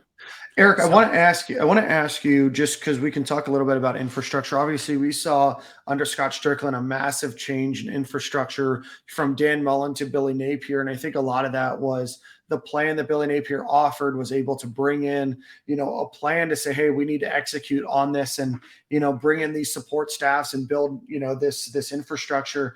Do you think that Mike White, and I'm not asking you to defend or whatever, was a little hamstrung on analysts and assistant coach salaries and things of that nature? Or do you think maybe there wasn't a plan behind it to throw, additional monies that maybe do exist, for somebody, that is a higher level coach that does have a certain level of expectations? Yeah, I do think they're hamstrung a little bit. I also don't know how much of a pushback there was. I guess. I mean, again, like Eric Pastrana, assistant coach that they hired this year, which I think was a great hire. He's already, went and signed some really good players for next year's class. We'll see if they show up. But, he took a significant pay cut to come from Oklahoma State to Florida. I just don't think that that's a sentence that should have to be said. Right. But, talking to some of the assistants that are no longer with the program, getting a little bit of the feel from them, it's like, yeah, they felt like one of the big things too, and it's interesting to see where it's gone with football. They were not particularly happy with the living arrangements for players. They kind of inquired about it. They didn't hear good things back, and that was kind of the end of the conversation. So, could they have pushed harder for something like that? Maybe, maybe not. That's kind of the feel, but I do feel like they kind of hinted at a little bit of, they were hamstrung a little bit, but maybe, the football side with Napier changes the culture, and that changes. Hey, maybe getting $1.25 million from Georgia. Maybe that changes the assistant pool for next year. Maybe that changes the support staff or some upgrades to the practice facility, or maybe these basketball players get to take in some of the better living arrangements that we're seeing coming for football. But those are just some of the things that are kind of floated around regarding what some of these some people aren't particularly happy with kind of investment there. Mm-hmm. Eric, I want to ask you about an article that Neil Blackman, who you host the Florida Basketball Hour with, he wrote a Saturday Down South article that mentioned a number of the names that you just mentioned as potential folks. I want to ask you what your thoughts are. He brought up the name as the first name that he brought up, who's Tony Bennett. He's the national championship winning coach from Virginia. Obviously haven't had the best, last year or two, but is that a name that you could consider being tied to Florida? Do you think that that's too big of a fish for Florida? Well, it definitely makes sense in the sense that Scott Strickland, when he defended White in the past, he always pointed out that, Mike White did things the right way and he didn't cheat. When Mike White left, he said, his words were like, we thought he represented the university well by, essentially not cheating. That wasn't his exact words. To say we're not winning, but we're not cheating. That's just like, and then, what are we talking about here? And then when he said that, and losing with integrity is important. What the hell? And then just to round it out, when he said that the assistant coach search had started, he said, we're looking forward to finding someone who represents and wins in the right way. So all he says is like, if I get an F on my homework, if my son get an F on his report card, and he comes home and say, "Well, Dad, I didn't cheat." I probably like hang him upside down or something. Child abuse is happening. Son, this is the SEC. Then he got to throw with a left hand, like Nick said. Thank you. But everything Strickland's been about is like wanting someone who's not going to cheat, essentially. And Tony Bennett is a guy who's won, at the highest level for someone who kind of is universally considered, does things the right way, for lack of a better term. So it totally makes sense as someone Florida could go after. I mean, he makes a lot of money. He's been there a lot of years, and he's got a fan base that Virginia is known for playing extremely slow. They are known for going on some scoring droughts, but they always hold the other team to like 55 points. So they win 56 to 55. And sometimes they have 7-minute scoring droughts, and they have a fan base who takes pride in that. All their fans are like, oh, we know we play slow. We know we're going to go on scoring drought, but like they take pride in that style of basketball. I don't know if Florida fans would. Yeah, I was going to say, do you see Gator Nation taking pride in a 43 to 45 win over Mississippi Mike White State? side, the Mike White side, Mike White Hive, they take it. Pause. But they be okay with that. Yeah, I mean, again, it's always one of those things that like you can say anything, but if it ends with like, and you're winning championships, it's all good. Like if Florida goes out like Virginia did a couple years ago and they grind the game to powder, but they win a championship. Yeah, I think Florida fans would take pride in it. The moment you miss a couple NCAA tournaments in a row, Dan, you mentioned earlier that it hasn't been the best couple of years for Bennett. Their fans don't care. They have a lot of pride in the way that they do things, and they know that they think they know that things are going to turn around. I don't know if Florida is exactly built that way. So, I mean, I would be happy to get a guy that's won a championship recently. But at the same time, I just know that style of play would not always, grab the Dan Thompsons and Silks of the world. It would not grab the attention all the time. I'll tell you. I'm a patient as a basketball fan though, Eric. Like I'm not that demanding. Good product, progress in the program, good recruiting. I'm not gonna be like, I take a break. I need to cut out some of my anxiety, so I chill in basketball season. I think all of us do a little bit. So we're not asking for a lot. We just need to see progress, and I think we didn't see no progress. I don't want to harp on Mike White anymore. I just want to keep talking about the future and what's next. But I think we're all not crazy basketball fans. I think we're a little easy. Yeah, and I would argue, and I would agree with Silk, that I think the expectations are reasonable. I don't think that any Gator fan expects to be in the Final Four every year. I think that they expect to be in the NCAA tournament at least. I think that they expect, every, other year, every 3 years to be in the Sweet 16 or better. But I don't think that Florida has a culture where the expectation is to be, consistently winning championships. It's to just be in the hunt. It's to be in the opportunity to win the SEC. They be, a chance to not be the first team, knocked out, in the first round of the, SEC tournament, or to be a team that is rebuilding their roster every year, not because they had a bunch of really good players that went to the NBA. It's because you recruited a bunch of guys that didn't fit into whatever system you had. Then you had to go get a bunch of new guys, learn a bunch of new names, and then just kind of get let down. I mean, I think that that's my perspective. I've made it very well known that I'm not the world's biggest basketball fan, probably because I was never very good at it. But at the end of the day, I want to watch an enjoyable product where it seems like progress is being made and that there's an expectation being held to somebody that's making $4.5 million a year, not just, oh, we're not a basketball school. Because, we may not be a basketball school, but there's 4 Final Fours, there's 2 national championships, there's some expectation. We're the only basketball program to go. Who else going back to back like that? Who else back to back in football and basketball? We went back to back. We're a basketball program. So I'm glad you brought this up. On the last time I was on your podcast, I suggested that Florida was not a basketball school. And some of your listeners that are obviously the most intelligent listeners in the Florida basketball fan space. They should have harassed you, man. Well, they were saying that I was suggesting that they didn't deserve better, that Florida fans didn't deserve better because I was saying it wasn't a basketball school, where what I meant to say was, if you're going to kind of accept mediocrity, it's the athletic association that's saying that you're not a basketball school. So I just want to kind of make that clear. I wasn't saying the Florida fans should deserve better. I'm just telling you that, like, again, for Strickland to kind of say like, hey, we're essentially happy just going to the tournaments every year and not cheating. To me, that's, Eric. That's just like, that was me saying like, okay, that's kind of him declaring that you're not a basketball school. So you just said like last year, right? Real quick. So you said last year was a better year to go get a coach. Yeah, for sure. Last year was a perfect year for us to fire a coach. It's certainly, you see someone like Oklahoma who has a sorry team of like very little talent, and he almost got them in the NCAA tournament just on the back of his kind of coaching ability. And again, like we just saw Mike Young, who's, he's a couple years back, but again, he took a bunch of guys that should probably be playing at Wofford, and he's in the NCAA tournament right now. Like there's some fantastic basketball minds out there that kind of left in the last couple of years. And now we're at the point where, like, again, the names that I think are most likely are like, the Dayton coach, the Georgia State coach, the Murray State coach. And you know what, honestly, I would be really happy with a couple of those names, the Furman coach. But it's certainly not the slam dunk that like a Porter Moser, who's now at Oklahoma, would be. And now that Florida's going to have to face him in the SEC and kind of show what they missed out on, for years to come. I just think after watching the way the Dan Mullen thing played out with football, how we kind of just went to like, us as fans like, yo, when they gonna fire this guy? It kind of looked like he was throwing the season.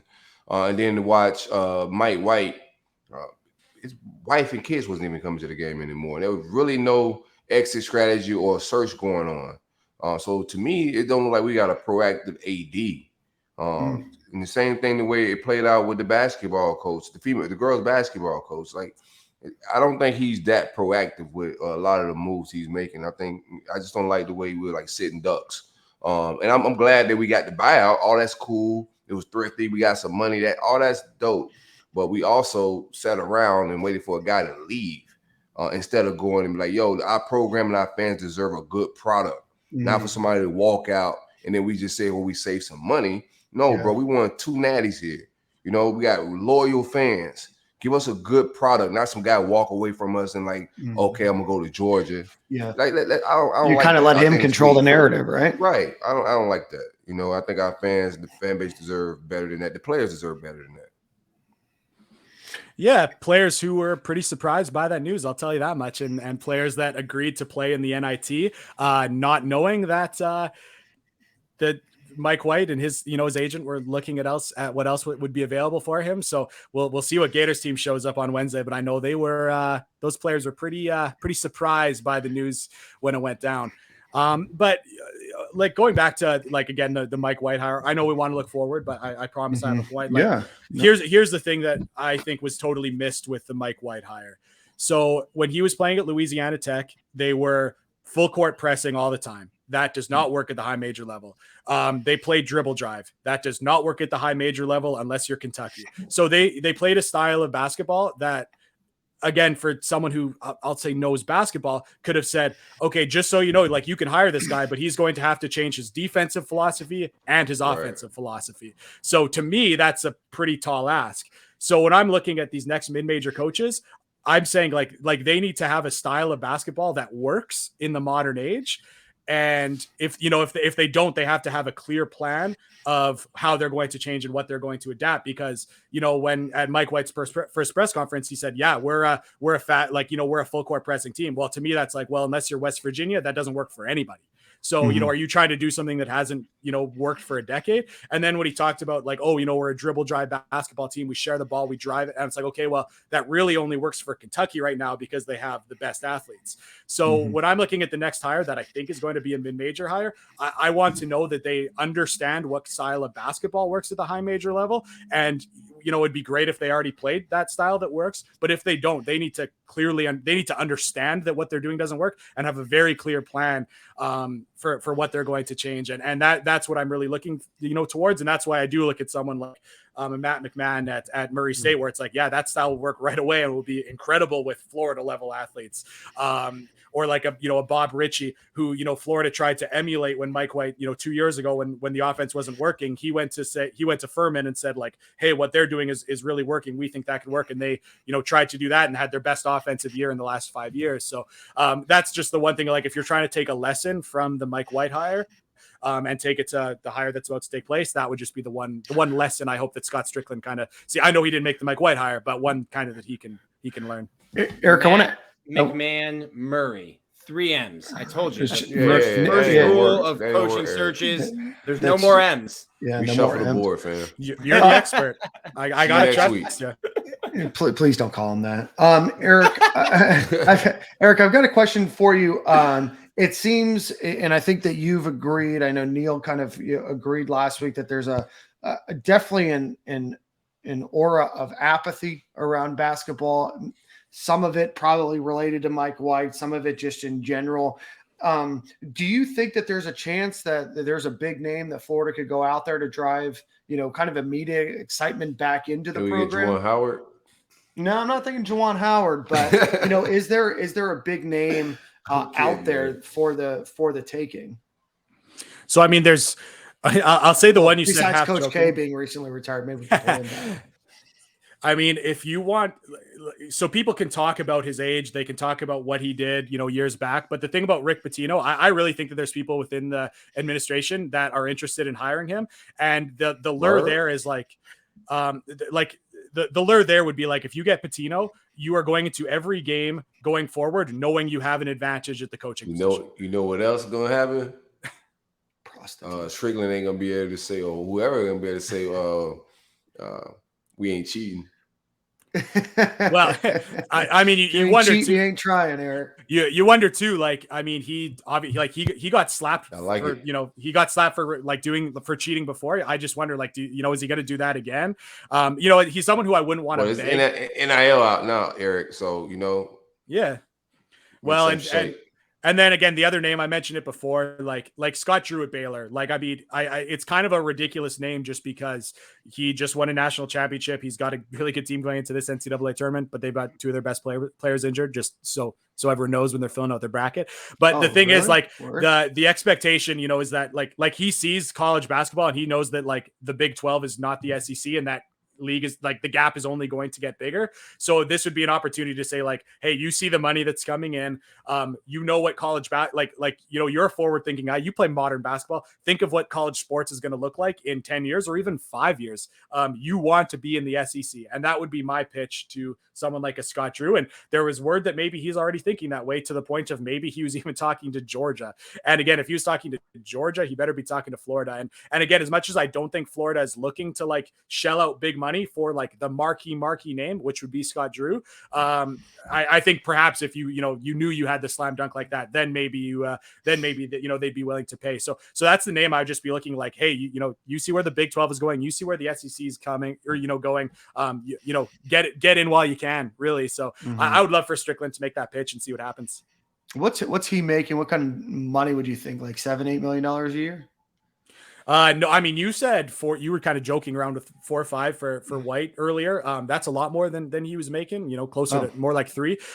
Baylor, I don't know if it's even public information for him, but I think it might be. I think he was like around 4.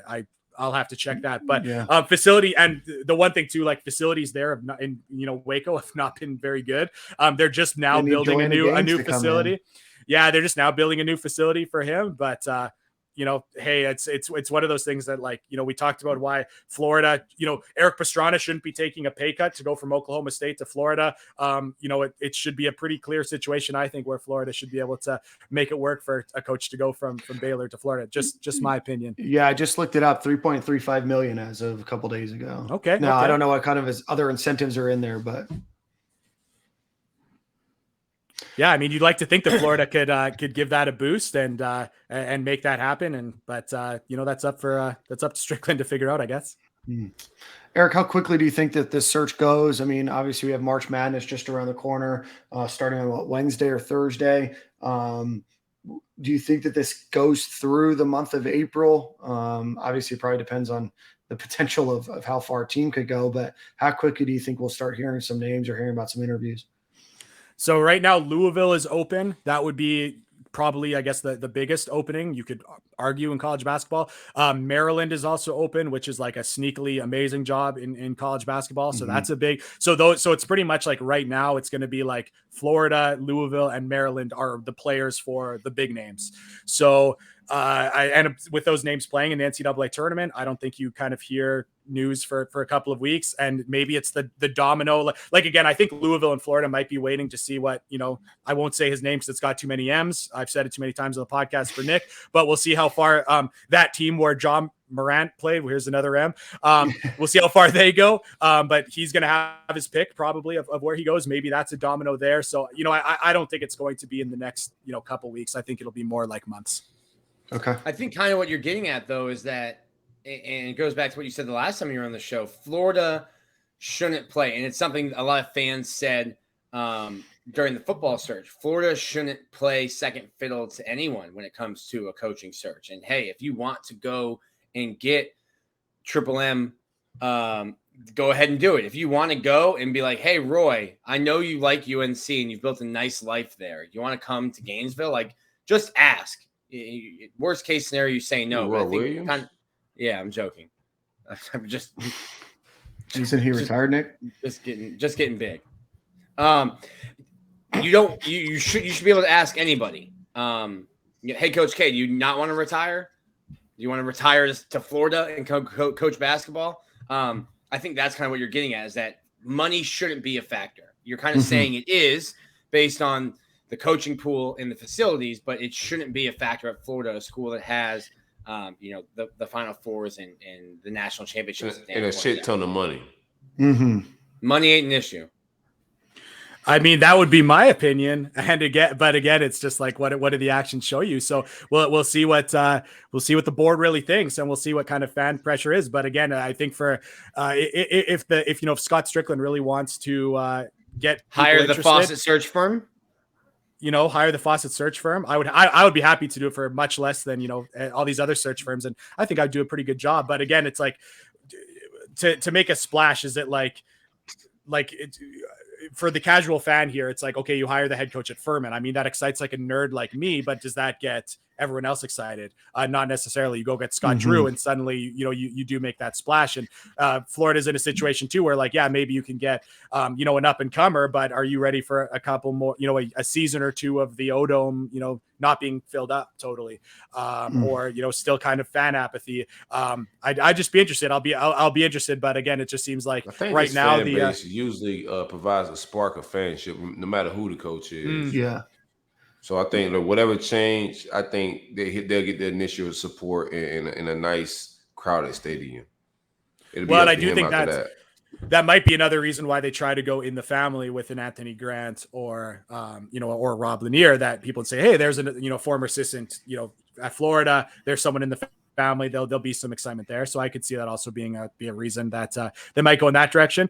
I personally am not a big fan of the in the family hires. It has not worked out very well for a whole lot of teams across college basketball. And saying that hiring in the family usually is justification for they don't deserve the job, but they're in the family. I want someone who deserves the job. That's just my take. But I know other people are going to feel similar. And I mean, man, Mike Miller's name has been thrown out. I mean, he's someone no, that one in the family. I want that one down. Like, I want Mike to get that job. Chandler Parsons just retired.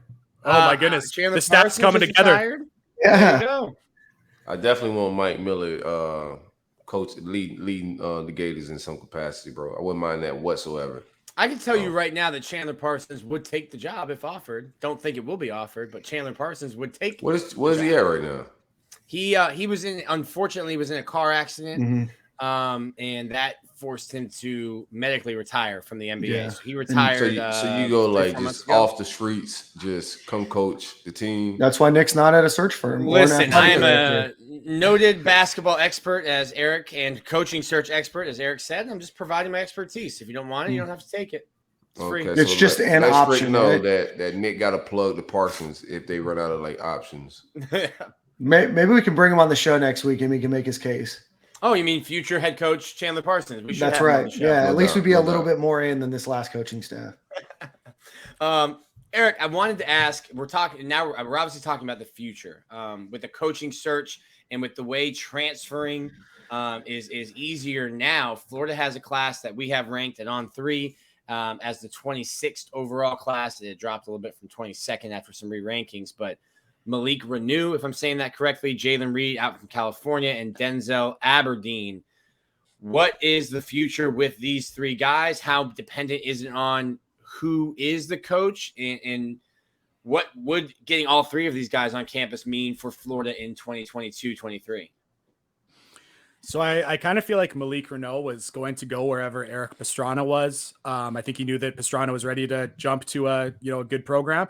And the fact that it was Florida and he's from South Florida was a perfect match. I mean, can you keep that guy in state? Potentially. Again, I think that's when you get to a guy like that who's he was like the first cut from the McDonald's All-American team, high level guy. I think it's really going to depend who the coach is there. Denzel Aberdeen, I mean, he's someone who might have been elevated to a 4-star on your site. I'm not sure, but was a 3-star in most places when the Gators kind of signed him, or not signed, when he got the commitment, but he's from Orlando. So I think that's someone like you look at, like, okay, not like super, super high level recruit, but, from Orlando, that definitely seems like someone who you could kind of have stick. And then, Jalen Reed, this kind of pains me. He's my favorite player in the class. I think he's going to be just an absolute stud, but he's from California. So the thought of him like feeling any need to kind of like stick to his commitment based on, just the school and location, I'd love to say that's the case, but I'd have to think that I'd have to think that that's not the case. And I hope that whoever's next goes and tries to, re-recruit him. But I feel like that one will be pretty tough.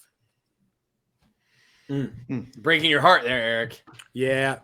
But the next coach, the next coach has a huge will have a huge weight on their shoulders in terms of trying to rebuild this roster. You're going to be losing a number of players to graduation that were your 1-year transfer guys. I think you can keep a couple, but for the most part, you're going to be out there re-architecting this roster almost immediately. They're going to probably have to go out and grab at least 3 or 4 players from the transfer portal just to have the roster numbers, assuming that nobody leaves, which is a bad assumption, right? So you're going to probably see, at least 5 transfers in the UF next year, I would imagine, right? Absolutely. And that's really just, college basketball, like the average on these high major teams is like 3 to 4 already. You add in a coaching change and the fact that the Gators are so senior laden, and they were already set for, like you said, like 4 or 5 or even 6. So, and again, this is kind of one of those things, like with the transfer portal, the way it is, like, that's why I just think that with Florida's next coaching hire, like, X's and O's, schematic coaching is just so high on it. It's so high on my priority list. And I think it should be, because like, it's just so much easier to get established talent. I would almost go as far as to say as recruiting is going to be overrated. This isn't football where you like land these guys and they're on your campus for, 4 or 5 years. Like, these guys are like usually at a spot for like 1 or 2. So I just think, like, again, looking at like Texas Tech, who just had like somehow was able to have an awesome season where like Florida got their first pick of Evan from the transfer portal. Texas Tech got, the next tier of guys, and look where they are now, dominant, because they've got, an excellent coach who was able to recruit to a style of play and knows how to use them. Like, I just think like X's and like for the last, few years before the transfer portal kind of exploded, it's like, yeah, you could like out recruit your league and win that way. I don't think anyone's out recruiting any league now, because if you don't get the high school guys, you'll get the transfers, and talent is so much more equal now. And now you're really seeing in college basketball who can coach and who can't. And I do think that Florida got left behind a little bit in that area. And that's why we're at the situation we're at. So it just kind of reiterates to me with the portal that like Florida needs someone who can coach. Like, yes, you need to recruit, you need to get talent, but honestly, like, talent evaluation now is almost more important than like going out and being able to beat out, other big name programs for the best player. It's talent evaluation in the portal now that's so important, and being able to utilize those guys. Oh, interesting. We obviously talk about the transfer portal, or mostly with football, but it seems like it's almost affected basketball more than football, which makes sense because you've got a smaller roster, and you've got guys like you said that are playing at 2-3 schools in a college career. Yeah, I mean, just like, look at the bracket. Gonzaga's a 1 seed. They have transfers. Arizona transfers. Kansas transfers. Like, you just like up and down the top teams in college basketball. Again, like we kind of went on before, and of course I ended up being really wrong. But some people were like, "Oh, it's crazy that Florida had so many transfers this year," and it was kind of just like, well, look at the rest of college basketball. Baylor wins a national championship, and then they go on and take a bunch more transfers. Like, that is just the way kind of things are built. And I also think it's kind of easier to project out of high school in football who's, a legitimate player and who's not. I feel like it's still a little bit more randomness in the basketball side. So a lot of programs struggle with high school recruiting, and a lot of the best players in college basketball were not top 100 players or not even top 300 players. So, there's a bunch of things that kind of set up to be a transfer portal world, but that's what we're living in. I think everyone is kind of building that way. It's making talent across the SEC and across college basketball way more even. And that's when like now is when we're really seeing who can coach. And I think it's only going to be more the case moving forward.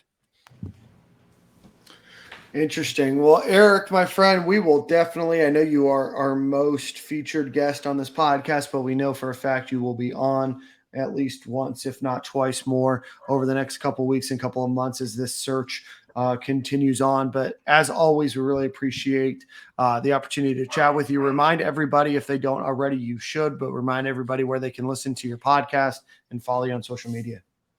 Yeah, the podcast is Florida Basketball Hour with Neil Blackman from Saturday Down South. My Twitter is at efawcett7. And hey, if no one's got anything better to do on Wednesday, the Gators are hosting that game at 9 p.m. tip against Iona and Rick Pitino. So I know that that's going to be a just raucous atmosphere in the O-Dome. So, but again, thanks for having me on, guys. As always a pleasure. And looking forward to seeing how this coaching search all shakes out. I can't wait for the Rick Pitino coming out, like, what was it, Sting or Hulk Hogan coming out and with a black tie, all of a sudden taking it off, switching to the orange and blue tie, walking to the other side. In front of dozens in the O-Dome. Dozens. Silk, my apologies for cutting you off. No, you're good, man. I'm just looking forward to liking basketball again, man. It feels great. You know? What about Eric Fawcett, assistant basketball coach? Eric Fawcett, head of analytics for Florida basketball. That would be a position I would listen to. I would, I'd entertain. Don't overplay your hand. Sorry, don't overplay your hand. I would entertain. I would entertain the interview. Yes, well, Eric, we appreciate it so much, my friend. Thanks so much. All right, thanks so much, guys. Appreciate that. Eric Fawcett. Well, boys, we have had a long show already, so just want to knock out a couple pieces of housekeeping here before we move on. We also got to finish a little football talk, but yeah. Go ahead. We had left off when we were talking about position groups that we were excited about, and while you do that, Silk, I want to find a tweet that I was looking for. Yeah, you left quite the duty in my hands right there, man. What were we talking about? We were talking about position battles or positions we wanted to. I was speaking about DB. I think I was talking about Devin Moore. Man, that's a good recall. Yeah, it sure was. Brain exercise, especially this far into the podcast. Right, and especially because festivities and whatnot. I saw where you were early this morning. Right. So shout out to that. So I think running back Nick spoke of already. That's gonna be very interesting for a lot of reasons. I am excited to see Bowman and Lanier get just on some carries to see how they play in the spring game. All together, I'm ready to see a normal spring game and none of the shenanigans of scripted plays and celebrity sightings. The goofy shit. Just excited to see a normal spring atmosphere. Quarterback. I mean, we talk a lot of competition and whatnot. We got new names on campus, new coach. Everybody's curious what Emery's gonna do, what things are gonna look like. Is AR healthy? What is he doing? I think quarterback is one we're not all talking about, but very interesting. So. Yeah, no, I would agree. I think you guys have echoed a lot of what I was going to say, but one of the things that I'm looking forward to seeing is the development of the offensive line. You return some strong players. I feel good about O-line, man. I feel good. This is probably the first time in quite some time that we felt relatively confident. You return some old starters. You have some continued development of guys like Josh Braun and Ethan White. You still have Richard Garage. You add in Osiris Torrance, who's an all-conference player. You add in a guy like Cam Waits. And then you see, hopefully continued development of, Michael Tarquin and the rest. So I'm actually excited to see what this offensive line could be. I think that you're going to see some, improvement there and with two coaches, obviously there's going to be a huge onus on development there, and I'm excited to see what this offensive line could be, because you just enhance so much of quarterback play that's maybe not up to par, or running back play that's not spectacular, by being able to have a good offensive line that can block for an extra half a second or a second, depending on the play, obviously, but from where we could potentially see some growth on the offensive line to make the offense continue on their path. And then certainly you're replacing some folks on the defensive line that Florida definitely is going to need some where we're going to need to see who really steps into those roles, and defensive tackle and defensive end, and being able to get to the running back into the quarterback, with the loss of Zach Carter, obviously you lose Truesdale, Newkirk, and Valentino. I think that Florida is excited about some of the players that are there, your Gervon Dexters, etc., but you still want to see them continue to develop, and you're replacing a lot of starts and a lot of plays on that defensive line. So I'm excited about what we might be able to see on both sides of the line of scrimmage. I think it's a big year for Princely Umanlelen. Kind of get out of Zach Carter's shadow. I think Brenton Cox led the team last year in tackles for loss, led the team in sacks, and you lose a guy like Zach, and now you focus all the attention on him. You need a guy to take that attention off of him, or you're going to be a guy that, if they still want to key in on Brenton, avoided a pause moment there, Silk. If they still want to key in on Brenton, you're going to have one-on-ones on the other side. So I think it's a big year for Princely, bad year for Gervon Dexter. And he's a guy I think that you can play him multiple spots. And then another name I'm hearing that I think we'll see starting next to him right now is Jalen Lee. Saw him start in the Gasparilla Bowl. So there's a lot of guys when I did the depth chart breakdown where I was like, ooh, defense might be rough. But it's guys like Jalen Lee where, hey, maybe they are good. We just haven't seen them yet. So a lot of prove-it seasons, I think, for a bunch of guys on the team. Yeah, I don't want to people to forget how big of a loss Chris Bogle was. Huge. So I think Lloyd Summerall and the guys behind my man Brenton Cox are gonna have to grow up pretty fast here. I think that was a huge loss. And in the SEC, you got to have more than one guy. You got to be able to spell guys. So I want to see the maturation of those guys also. We know we got a dog that's starting. Well, I like Brenton Cox. I'm not gonna call him a dog yet. He got to earn the dog label. But we got a good guy as a starter with that weak side defensive end or outside linebacker, whatever they're calling him in this defense. But whoever's behind him is gonna have to show something because of attrition, rotation, a lot of things. Yeah, no, absolutely. I do want to let you know some of the numbers of some of the new guys that are coming into the University of Florida for their first practice tomorrow. Montreal Johnson, the running back, will be wearing number 2. Kamari Wilson is number 5. Chris McClellan is number 7. Jalen Kimber, number 8. Jack Miller, 10.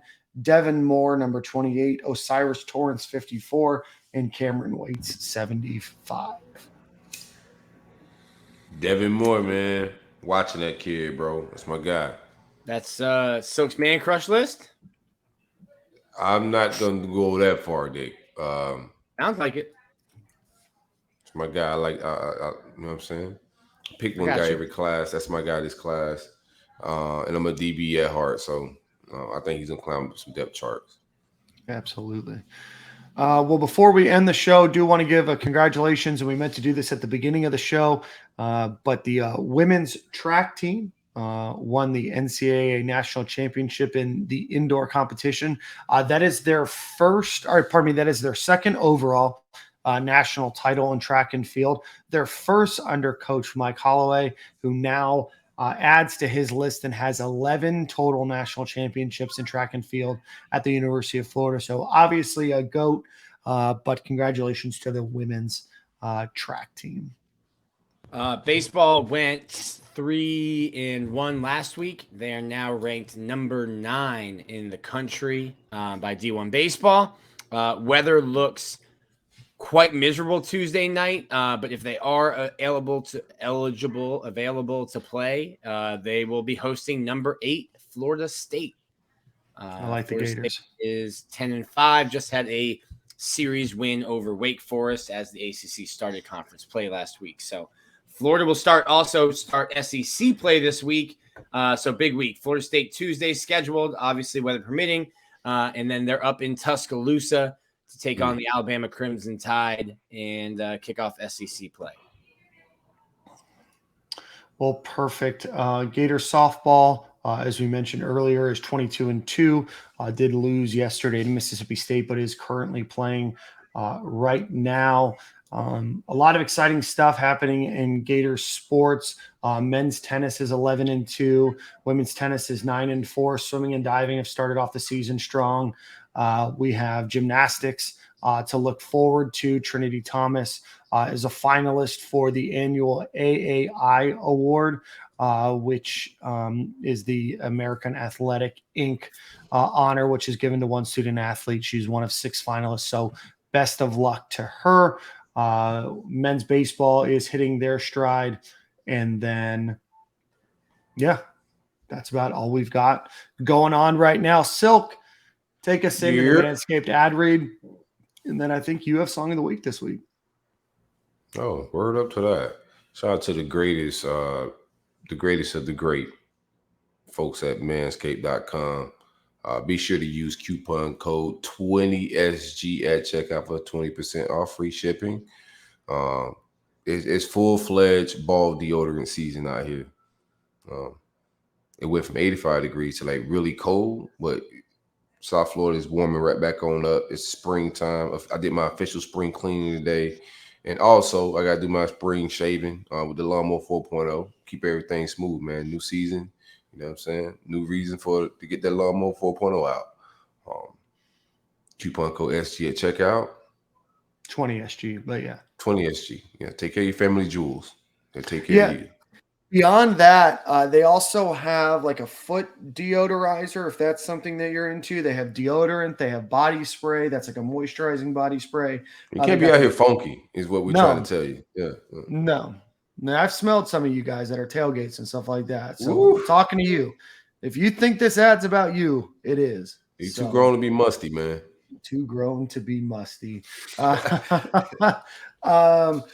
right. So take us out, the song of the week.